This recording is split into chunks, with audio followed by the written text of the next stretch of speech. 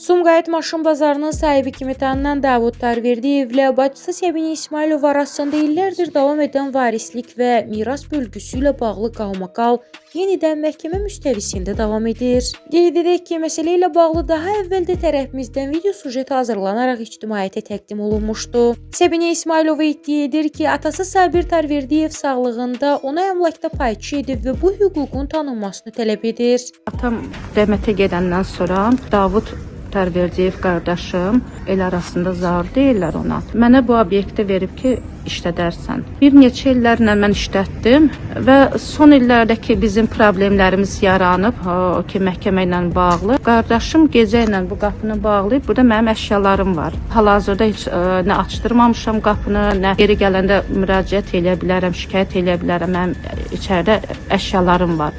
Yəni mən götürə bilmirəm əşyalarımı. Qardaşım gecə ilə qapını bağlatdırıb və ondan sonra mən buranı işlədə bilmirəm. Gəlib beşlərimi də götürə bilmirəm. Mənim 18 yaşım olanda atam mənə bir neçə sənədlərə imza atdırıb və mənə başa salıb ki, gələcəkdə mən olmasam, gələcəkdə sizə dövlət sizi mənim varislərim kimi tanıyıb sizə pay ayıracaq.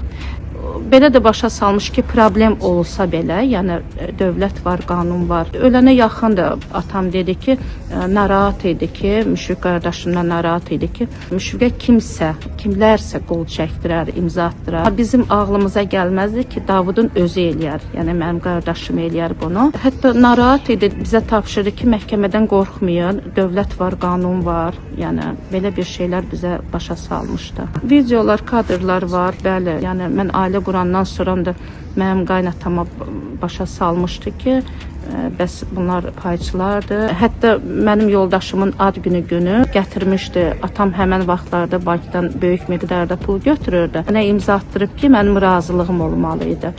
O da kadra düşüb, kadrda var.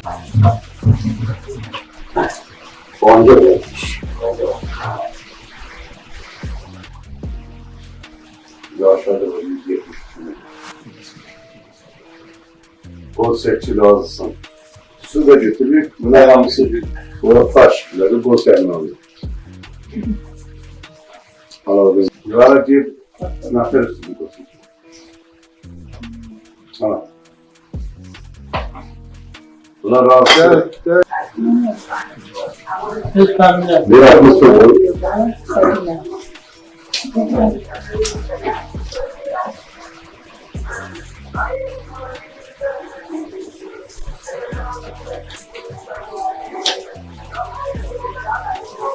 Pasportunla lazım olsun.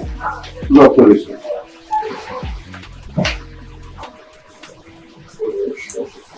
Hadi yukarıda okuyorsun, bir yazım ben yaptım. Okuyalım. Peki ne yazdım? Vicdan bir firmasının Sumqayıt Bakırköy yolunun kenarında işlem ve faaliyet gösteren avtomaşın bazarının tikintisinde Dövlət Bankından ve hiçbir yerden kredit alınmamıştır. Avtomaşın bazarının tikintisi firmanın təsisçilərinin, tariflərin ve saati hesabına istifadeye verilmiştir. 1.230.000.000 Bilmiyorum. 1 milyar. Buna göre bunlar hamısı razı olmaz. Şimdi bir şey yok. Tam oğlum gelişini hanım koyduklarını saklayabilir. Ben benden başka, ondan başka 8 kardeşim var. Arada ne varsa bölmeli, her şeyi bilir. Ben istiyardım ki, benim oğlum idare eylesin. İdare eyleyende Cəmil da bilir ki, ben bütün mülkümü, bütün olan zadım hamısını uşaqlarımın arasını, hamısını eləmişəm faşik. Hamısının arasında bölmüşəm. Hamısı heç bir Müşfiqin hüququ yoxdur ki, hər bir 9 uşağın benim payını birdən çalsın. Çünki onlar bölünmüş şəkildə idarə heyətinin qərarı ilə protokol yazılıb, hamı imza atılır. Söhbət odur ki, atanın və yaxud da kiminsə varını, onun bir daşını söyməyəcək. Koy ortalığa. Müramin. Məhkəməsi zarsız. İstəyirsən məhkəmənin ortasını dərdir. Müşfiqə də dağıdın çox. Demişim, bu qərarı da uşaqlarımın qərarını dağıdın. Ben nerede gene 50 milyon parasını artırdım çünkü o Beş kim birbiriyle bizə ispat edəməsin, bir-birinə narazı qalmasın. Kağızı qoysun, desin, bu mənim müqavilim, bu da mənim qoyduğum pullar. Cavab pullar qoy, mən özüm qoyum. Ya Allah sizin canınızı sağ eləsin, onlar hamısı boş şeylər. Yox, mən əsas fikirləşmişəm ki, gələcəkdə bunlar bir-birinə üz-göz olar. Var dövlət üstəsi ispat eləyər. Bizim ki oldu 80 milyon, Səbinən ki oldu 150, Nesbiran ki də. Zamanda mən oğlumun yanında deyirəm ki, Müşfiq, məndən də sonra və tüm öz qardaşımın bacısının payını düzgün bölməlidir, onlarla düzgün yola getməlidir. Hamısıyla mənə görə o asıqlarlıq düzgün asıqlarlıq olmalıdır. Heç birinə öcə doğma və yaxud da heç birindən bir-birindən fərqli eləməməlidir. Hamısının əşqan özlərində olmalıdır. Hazırda işə Sumqayıt şəhər məhkəməsində hakim Vəfa Şirəliyevanın sədrliyi ilə baxılır. İddia Səbinə Sabir qızı İsmailova tərəfindən qaldırılıb. O Sumqayıt şəhəri 4 saylı notariat ofisinin xüsusi notariusu Cəmaləddin Rüstəmov tərəfindən Davud Sabir oğlu Tarverdiyevin adına 11 noyabr 2017-ci il tarixində verilmiş qanun üzrə vərəsəlik hüququ haqqında şəhadətnamənin ləğv edilməsini, eləcə də atasından qalmış əmlaklar üzərində pay hüququnun tanınmasını tələb edir. Məhkəmə prosesi şahid ifadələrinin dinlənilməsi ilə davam edib. İş üzrə növbəti iclas fevralın 11-nədək təxirə salınıb. Prosesdən sonra iddiaçı Səbinə İsmailova bildirib ki, iddia ərizəsinin araşdırılmasına dair hazırlıq iclası zamanı bir sıra mühüm məqamlar məhkəmə tərəfindən araşdırılıb və proses hələ davam edir. Stat. Qeyd edim ki, tərəfimizdən məhkəməyə qardaşım Davud Tarverdiyevin miras payından imtina ərizəsinə məni aldatmaqla imza atdırdığını sübut edən səs yazıları təqdim olunub.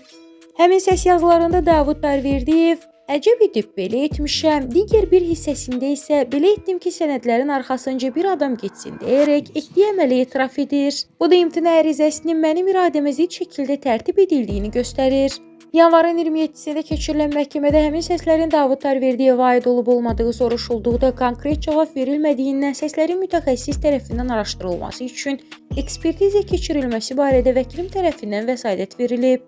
Qeyd etmək istəyirəm ki, məhkəmənin gələcək qərarının obyektivliyi baxımından bu etiraf edici səslərin Davud Tarverdiyevə aid olub-olmaması mütləq yoxlanılmalı idi. Məhkəmə vəsaiti təmin etsə də, sonradan dialoqdakı səsin həqiqətən də qardaşım Davud Tarverdiyevə məxsus olduğu qənaətinə gəlib.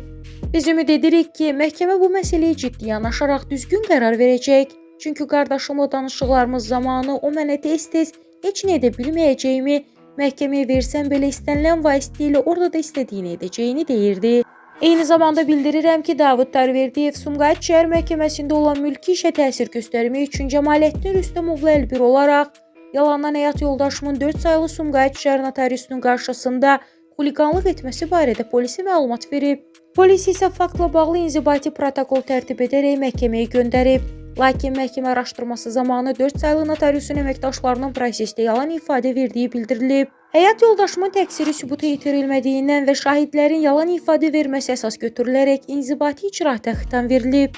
Mən hesab edirəm ki, Azərbaycan məhkəməsi müstəqildir və kimliyindən asılı olmayaraq hər kəs qanun qarşısında bərabərdir. Buradan cənab Prezident İlham Əliyev və 1-ci vitse-prezident Mehriban Əliyevaya, Məhkəmə Hüquq Şurasının sədri İnam Kərimova və Ombudsman Səbinə Əliyevaya müraciət edirəm.